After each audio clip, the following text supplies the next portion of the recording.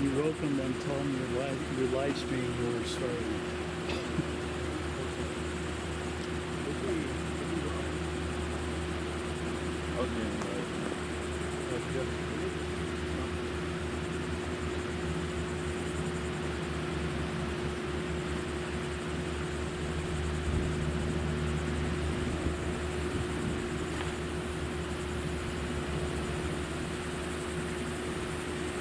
Okay, here we go.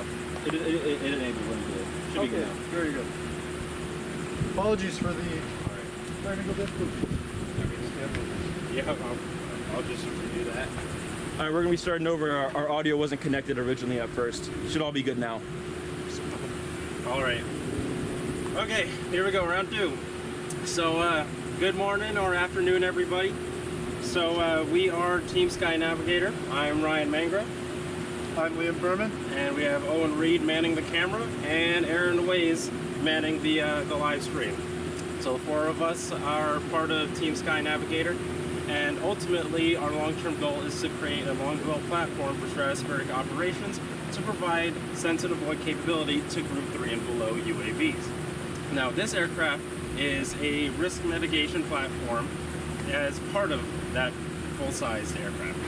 So essentially what we're testing here is the ability to maintain Starlink connectivity to provide pilot's eye view, otherwise known as FPV, and also ultimately control.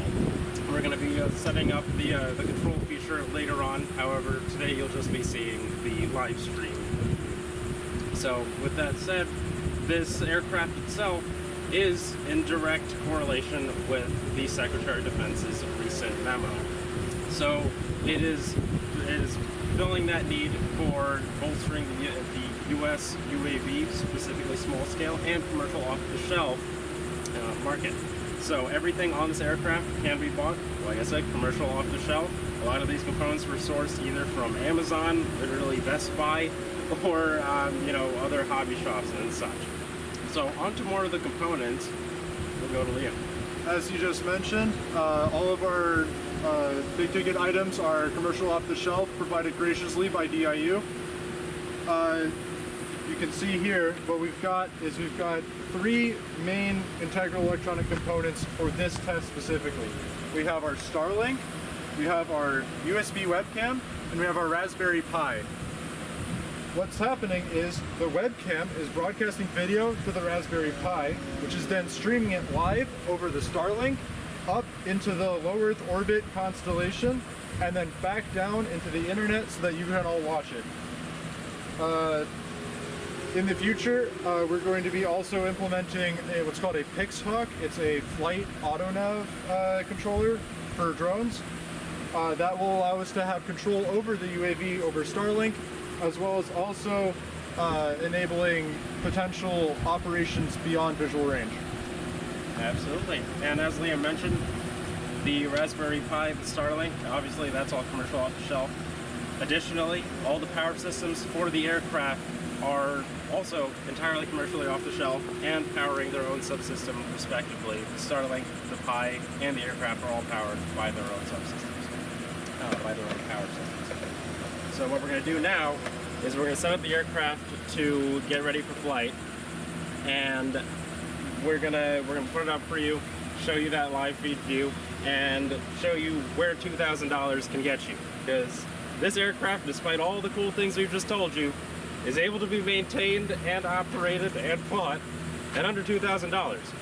So commercially off the shelf, low cost, and we're about to show to you real results. I'm having a hard time lining up the hole. No, you're good. You want to move it back for you? Yes, please move it. Is it good? I believe so. Alrighty. Yep, that screw's going nice in there. Alright, you get that set up. I am going to get this prepped for flight. Oh, we also want to thank Southcom for all of the guidance and the show appreciation and sponsoring for this project. So, like Liam said, also a special thanks to DIU for sourcing the materials, and we do truly appreciate the both of you dearly. Also, another thing to mention, if you guys have any questions or things you'd like to comment on, feel free to type into the live chat. We'll be actively responding to any questions. So if you guys have any questions, there might be a small delay, about 30 seconds, but we will get to them if you send a live message chat. So. Alright, elevator, we got rudder. Is that nose wheel turning? Yeah. Nose wheel's turning. There we go. All right, we're ready to go. We're good. Move down the duct. Quick engine check. Yep, we're good. Alrighty, all systems go.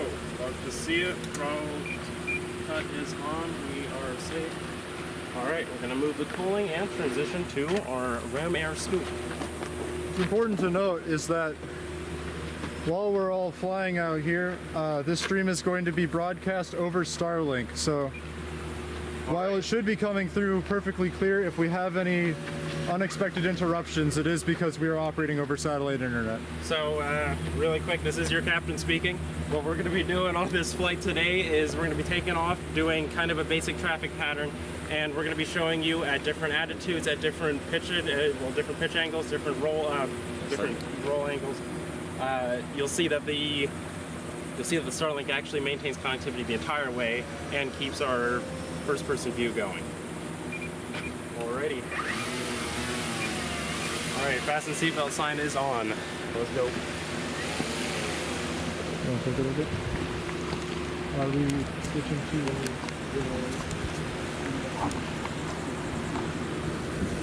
Watch your feet, Liam. Did the Python off immediately? I think the Python off. Ryan? Yep. The pie turned off. Hold up.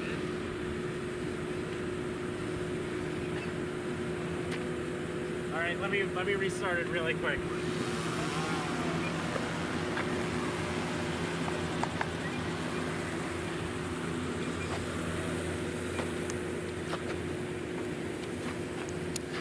It also looks like the nose wheel is holding up better than expected, so. Yeah. Alright, doing a restart. Yeah. Do you want to explain what you're doing? Yeah, might as well. If you could bring it over. It's as far as I can go. It's back live again. Oh, it's live? Yep, it's live. Interesting.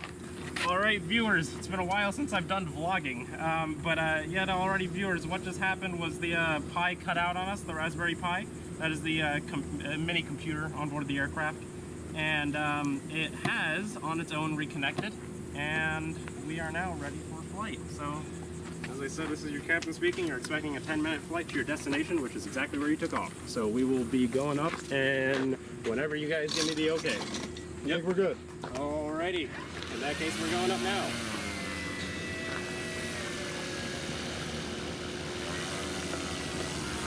Is there any way you can shift this back a little bit?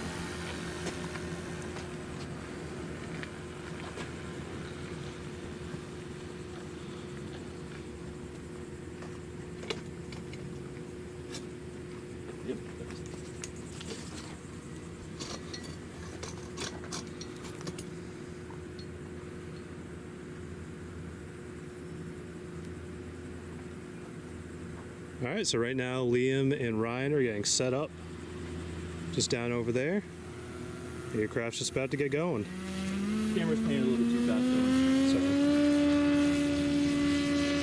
All right, we've taken off.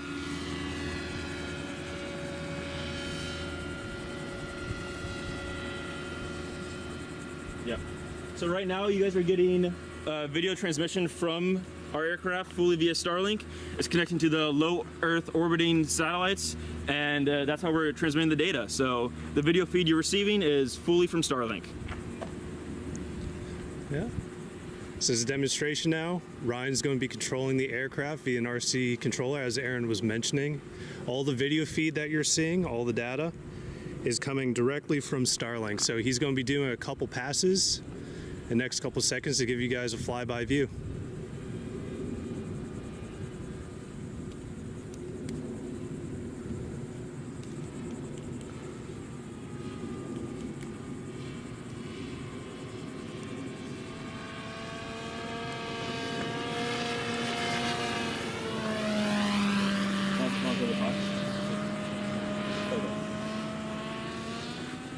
Okay, so as you can see, we're doing a couple of pretty wild maneuvers, and that stream is still coming through nice and crystal clear.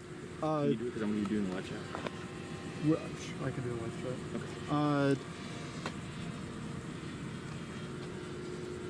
We've done a number of tests with Starlink, and even though it recommends that you point it always north and keep it nice and static and steady, surprisingly, it will work more or less fine if you just put it on top of a drone.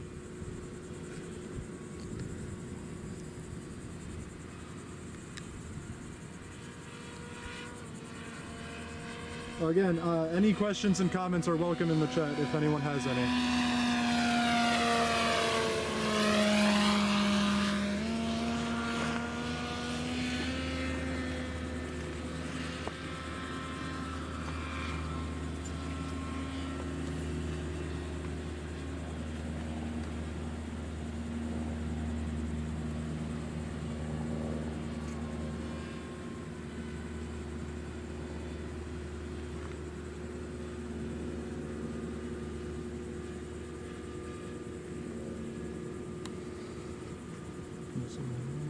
Yep.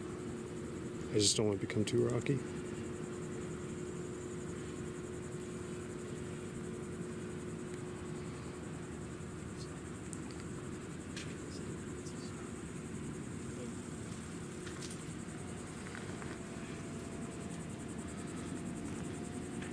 So again, all of our video feed is going through a Starlink. This entire thing is operational anywhere you can get a satellite internet connection, which is almost the entire planet at this point.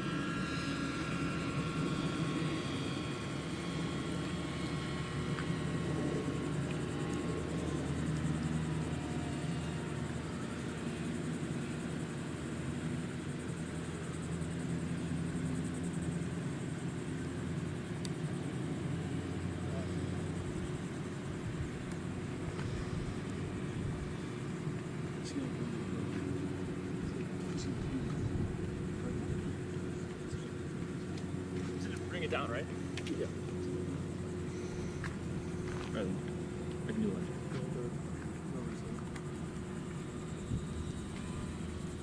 All right, so I got a message from Sanjay. Did you guys address that already? So Sanjay's asking, Liam. Sanjay's asking approximately what quality video should work over the Starlink stream? So that depends on how we're streaming it. If we're streaming it over YouTube, YouTube's very heavy. It's not You guys, it's not very bitrate friendly.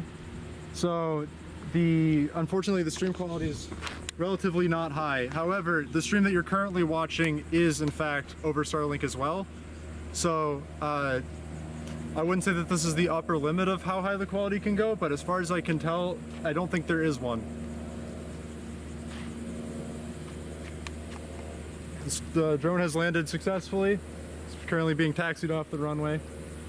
You know, all in all, yet another successful test. all right. Probably keep the stream going for like another minute or two, just questions come in with the delay. Yeah, if the questions come in and then... Yeah. It seems to be buffering slightly, some stuttering, but that can all be worked out easily. Yeah, our current setup is unfortunately still somewhat temporary. This is still just more of a proof of concept and investigating ways for us to expand these subsystems into our full-scale final product, which would be the mini AWACS drone. So what we're doing in Helmsman is a very rough idea of what we could end up with.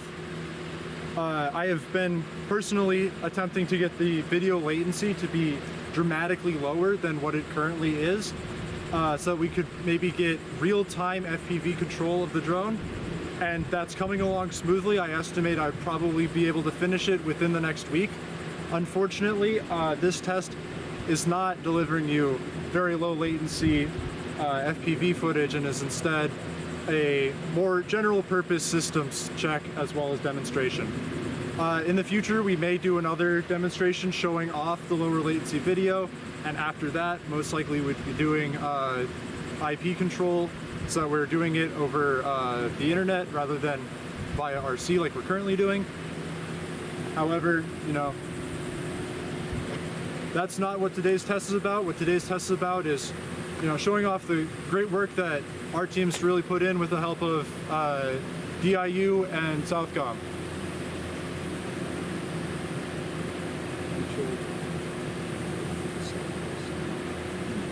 Yeah, this smaller, fully commercial off-the-shelf drone. So initially, it was used as kind of testing a key critical hypotheses of our mini AWACS, and but when the Secretary of Defense released his memo, we actually realized that there could be a true opportunity using this drone as its own sellable subsystem.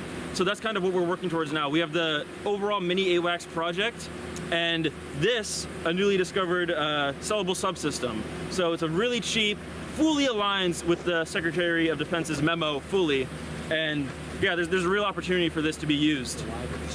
Yeah, it's very liable, it's disposable, and yeah, very cheap, cheaper than a lot of the other options right now. So there's a real future for this right now. Here Ryan is bringing in our drone, and then it's really competing with China's capabilities right now, and most of the components right now in typical drones are coming from China, and that's the real problem we have. There's not a lot of US manufacturing for smaller drones like this. So, yeah. So there's a real opportunity here. All systems good? Is it another successful test? Oh, okay. Catch my breath. I got another question from Sanjay. Are there issues with traversing large distances as you hop from satellite to satellite? Looking to perhaps a future test case as indicated on your website. So, we've done some pretty extensive testing with this, both in ground-based vehicles as well as with this drone. Oh, sorry, I'll get in shot. Yeah, I'll put on my sunglasses. The Starlink just simply doesn't tend to disconnect. The way that they've got their framework currently set up, from my understanding, obviously not as a Starlink engineer, but from my understanding, they have multiple satellites connecting to the same receiver at the same time. That way, when one of them phases out, they've still got more that are still broadcasting, and as more come in range of the receiver, those will also be able to take over and also broadcast. So in terms of, disconnecting randomly, us having issues over long distance, we haven't experienced it, and it's been pretty robustly designed to not have that issue. Yep. And then on the topic of Sky Navigator itself, we do have upcoming tests with our balloon deployment, testing that critical hypothesis. That should be coming in with the next couple weeks as well. So we'll do another similar setup like this. We'll have a live stream showing the balloon, the parafoil deploy off the back of a truck, and the balloons inflate, mimicking closely to what hopefully we're going to be doing with our major Sky Navigator project. So stay tuned. Absolutely. Was there any? Sorry, a little out of breath. Had to walk the plane back. had a little bit of a thingy happen. How'd the flight go? Flight went pretty well. That flight was smooth.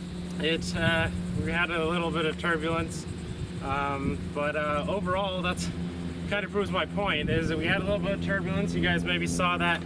We wobbled around a little bit, especially after takeoff. What was that? Talk about the directional. The what? What we need to change with that aircraft. Yeah. So, in terms of the aircraft itself, right now, it's working pretty well. Maintained connection throughout the entire flight, despite all the turbulence that's ever happened to it. And more importantly, that shows that long term, as for our next step, that shows that control is feasible. It shows that despite some turbulence, despite some unexpected banks, pitches, and all that, we can still maintain connection and still maintain control. All right, we got another question from Philip Borelli. Philip asks, have you tested the data throughput limits you can hit with the Starlink Mini? I'm curious how many video feeds you could theoretically achieve. I'm not sure how many video streams you could achieve, but from my testing, it maxes out around 20 down. So no, it was 20 up and it was almost 80 down. It really depends though on your location, how the Starlink is oriented, whether there's any obstructions. I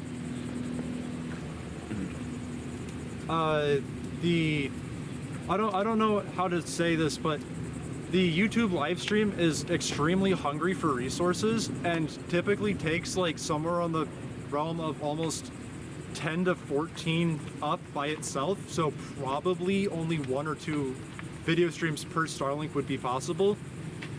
That's not to say that we are going to be stuck with only doing 1 or 2 live streams, because that is more of a YouTube bandwidth problem rather than it is necessarily a video streaming problem.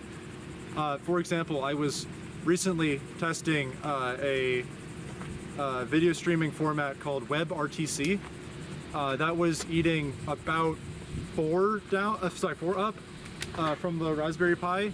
So in theory with that, I could get 5 streams. It was also lower latency and higher quality than YouTube. So, I mean, it all really just depends on what we're doing. Yeah. You want to go ahead? Sorry. Yep. Additionally, we should note that this is separate from that question.